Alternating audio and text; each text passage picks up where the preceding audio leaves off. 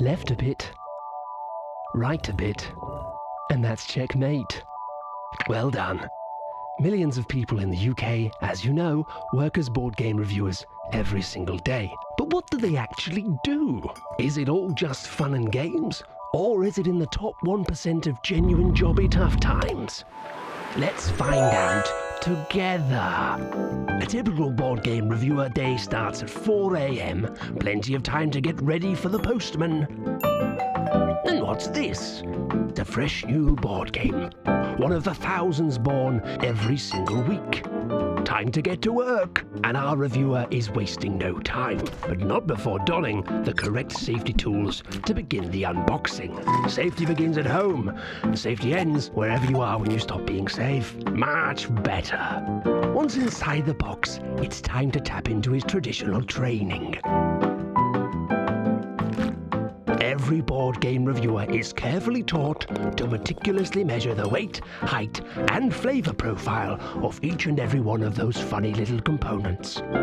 Cards are sorted into piles for sleeving, double sleeving, reverse sleeving, and cryogenical preservation. Finally, it's time to take a pen to the rules, highlighting each as either necessary, probably not, or I think I'll get that rule wrong, as a little treat.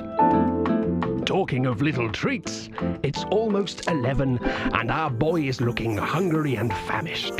Thank goodness then that this industry is one that supports critics, with each box containing up to 3 servings of nutrients.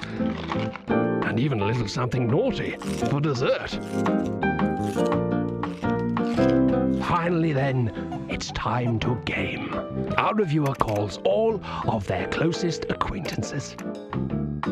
But oh no, hardly anyone is free at 11 AM on a workday to play a game about urban planning permissions.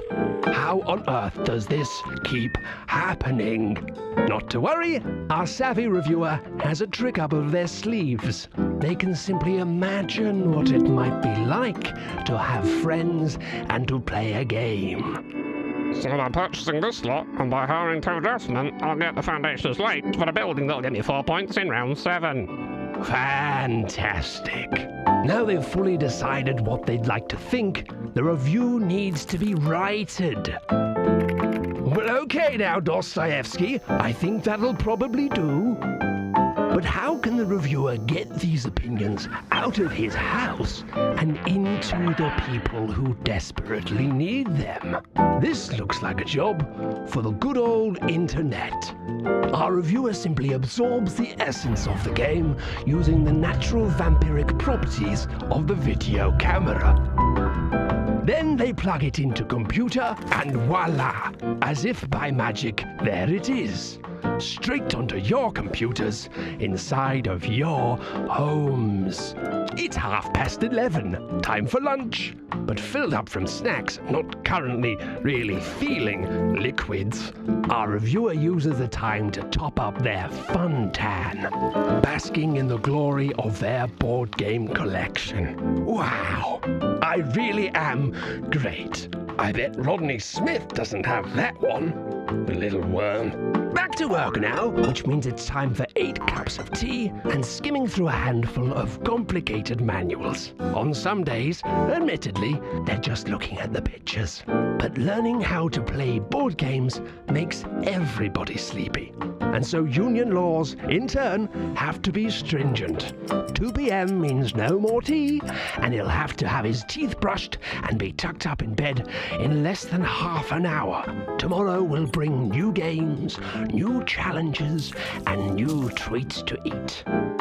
So let's all wave goodbye to our board game reviewer as he gives the good doctor a little kiss goodnight.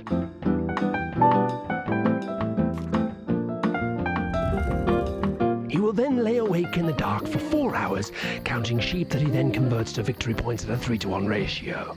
Jokes aside though, some of the things mentioned in that video are real, true, and happening right now to humans that you know. These two. It's us. And more. And other people too.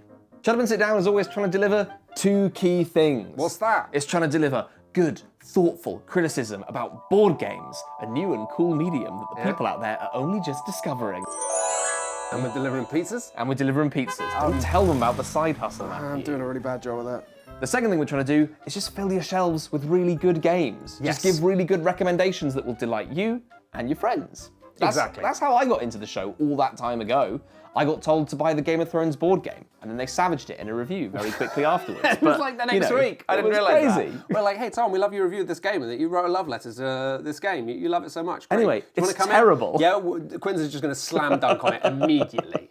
There's lots of things change over the years in the world, in life. That's the nature of things. But I think it's true. The things that we're still doing are pointing people at games that we think are exciting, getting new people into board games, and just hopefully encouraging people to think about games and people in ways that are interesting. And fresh. play. We love to get people to think about playing. Yeah. Having a good time. So if we've done either of those things, if we've brought you a cool new game that you're like, wow, this is sweet and I'm playing all the time, or if we've made you think about a game in a new and different way, then maybe consider supporting the site this year.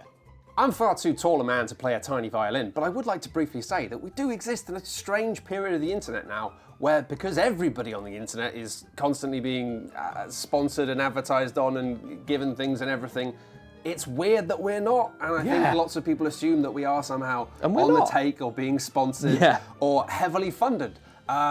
We aren't. We're do all of this out of passion. And I think sometimes the reason we have to point this out is actually quite a lovely one. We work really hard to make our videos of a very high quality in terms of the writing, the filming. We try our best every single time.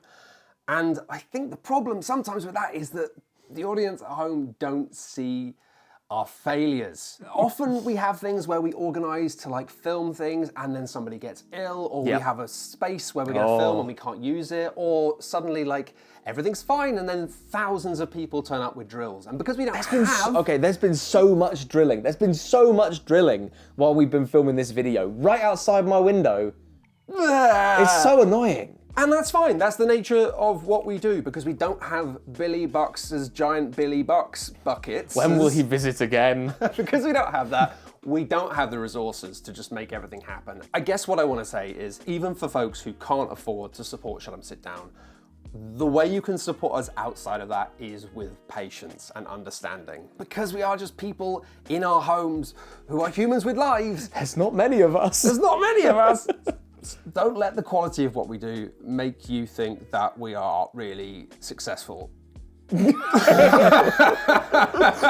And if you do want to support us, if you do want to kick us a little bit of bucks, you do get some little extra goodies here There's and there. some stuff There's to some be had.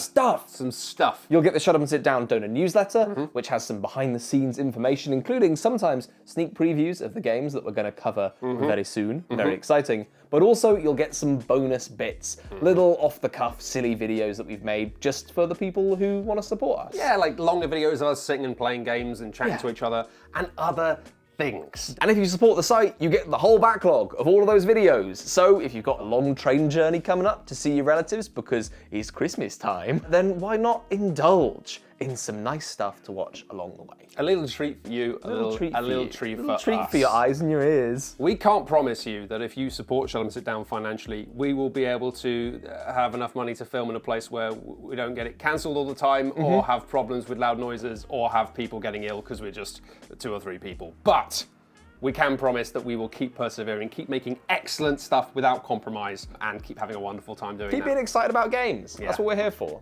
So if you love what we do and you want us to keep doing it, then you should donate to Shut Up and Sit Down.